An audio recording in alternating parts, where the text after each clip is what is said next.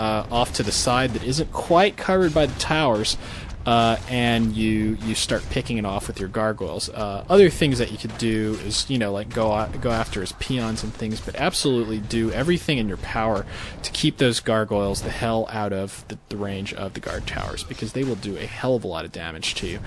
One thing Lucifer's doing here is something they call in the defense industry shoot and scoot.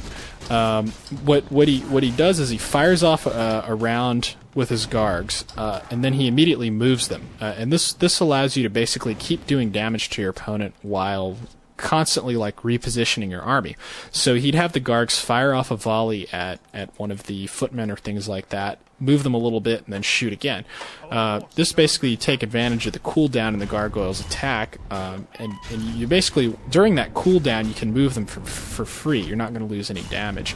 So you basically just click them to move, and then right-click again on the unit that you want to attack. It takes a little bit of practice, but it can be pretty useful in a lot of situations. You see it. I certainly use it a lot against Night Elves. Like if I'm trying to cancel a building and his army is coming, I will keep shooting the building and move my Gargs away from his army so that I will get the cleanest possible getaway.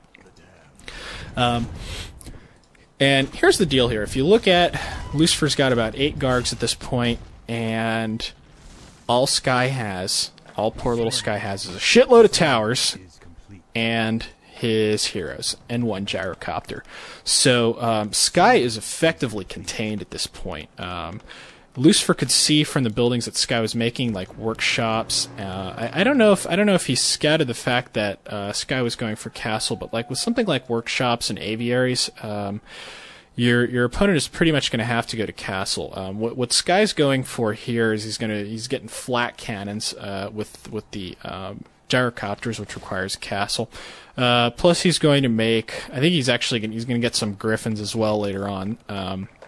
But basically, if you look at the timing things, in order to get an air army going, Sky has to make pretty big sacrifices in his mid-game strength. His base itself at this point is impenetrable. There's absolutely nothing Lucifer can do to break into it, especially with gargoyles. Gargoyles suck against human towers. I mean, you can cancel them while they're building, but once they're up, just forget about it. Unless he's only got 1 and you have a shitload of Gargs, just stay the hell out of his towers.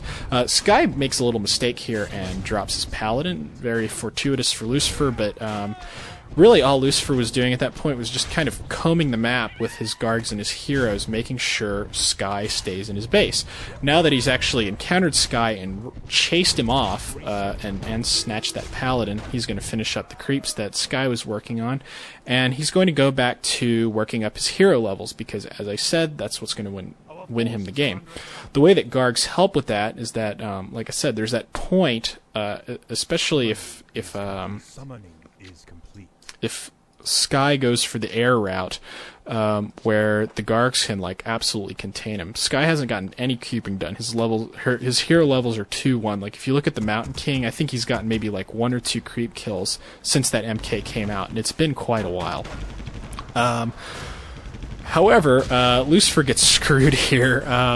The Dragonhawks and gyrocopters are probably the most effective counter to gargoyles that the human army has. There's very, very, very, very little that the undead player can do with Gargs to defeat that sort of thing, other than to micro very, very carefully, like Lucifer is doing here. He's basically refusing to fight without the aid of his spirit towers and that sort of thing. Very smart, but just know that when you're making Gargs, you really, once he gets those Dragonhawks and gyrocopters rolling, you totally do not want to fight his army head on. What Lucifer did instead there is he nuked the hell out of the Archmage, and that forced Sky to Town Portal. That's basically just milking that hero level advantage that he's got, and for the rest of this game, the next 15 minutes or so of it, you're going to see that throughout the whole thing. It's going to be Lucifer just milking that hero level advantage. He's going to go ahead and creep the center thanks to its very valuable item drops and that sort of thing, and just all the experience that it gets. But yeah, you're going to see Lucifer. There's going to be no point, I think, in the rest of this game that Lucifer is really going to be able to take his army and actually beat Sky's with it. However, when the dust clears, Sky's going to have all his units, and Lucifer's will generally be dead, or at least be like packing across the map. But Lucifer's heroes are still going to be going strong. That's basically how you want to play with Gargs, because like I said, the human really has no trouble. I mean, Dragonhawks and Gyrocopters, that's pretty much a hard counter to Gargoyles. Against Dragonhawks alone, you can usually get yourself out of trouble by just killing a few of them very quickly and using heal scrolls to kind of prevent some of the damage from aerial shackles. While I'm at it, actually, okay, that was a very important move by Lucifer that just happened there. Watch your human opponent at that point. Once he gets to tier 3 and he starts to get that army rolling, and you can't fight him, that's when he's going to start trying to expand. Lucifer was actually able to force him to Town Portal 1 because the creeps were still alive, and 2 thanks to a Book of the Dead, which dropped from the fountain. That was a very, very important move. If Sky had been able to get an expansion up over there, especially if he had started getting towers up, I don't think Lucifer would have really stood a chance. But just the important thing there is to know the timing on that. Really, what you can gauge it off of is basically just the size of your human opponent's army. He may try to sneak one at some point as well. It's just the sort of thing that you can watch for. I mean, Lucifer handles it in a more, I wouldn't say psychic way, but he just sort of knew when Sky was likely to expand. One of the things that he's doing here also is if you notice, he's only creeping with his Dreadlord. He's going to keep his Death Knight and Lich out of the picture so that he can buff his hero levels as much as humanly possible. And here comes here comes Sky with a big ass push.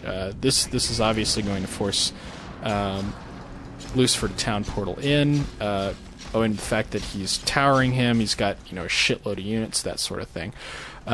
So if you look at the armies, there's absolutely no way Lucifer's Garg can beat all that shit. So he's going to keep them as far back as possible. Fortunately, the presence of the obsidian statue is allowing him to kind of he can kind of dance here. He can afford to take a little bit of damage from the gyrocopters and then pull back and just heal it back off. So oh, by the way, I think Lucifer's going to pop a heal scroll about... Yeah, he just did it. That's one of the few things that's keeping his Gargs alive at this point. But what he's mostly going to do now, the air battle is pretty much a wash. So he's going to go after the heroes. I believe his Gargs are just kind of attack moving at this point. You don't necessarily want to try and target them to a unit, because if your opponent is sharp and grabs that unit and runs it away, unless you've recently Nova'd it, you're going to have some trouble. You're going to end up taking a lot of damage on your Gargs while they're just kind of flying along. So really, yeah, like I said, the air stuff is really a wash at this point. Almost all the Gargs were going to die, so he just he used Stone Form, very useful, and basically just went after Sky's heroes using his superior hero levels. He's got like a 4/5 on his Lich and Death Knight, plus he's got actually, geez, yeah, he's got a level 3 Dreadlord here at this point. So this is unusual, very unusual. Usually what I tell people to do is don't try to creep too much with undead. What Lucifer's done is he's very carefully alternated between creeping and harassing the human opponent, especially he crept during the times when he knew, based off of the fact that Sky went for workshops and aviaries, that Sky wasn't going to have much creeping power. He wasn't likely to be able to clear an expansion, and even if he did, all Lucifer had to do was kind of go check it every once in a while, and he'd be able to wipe it out. So he creeped during those points, and then when he knew the human was more likely to go be active and try and get his levels up, he creep-jacked him. And that has allowed Lucifer at this point to get his hero levels up very high while keeping the human player's hero levels very low, and also preventing him from expanding. And that there is the power of Gargs.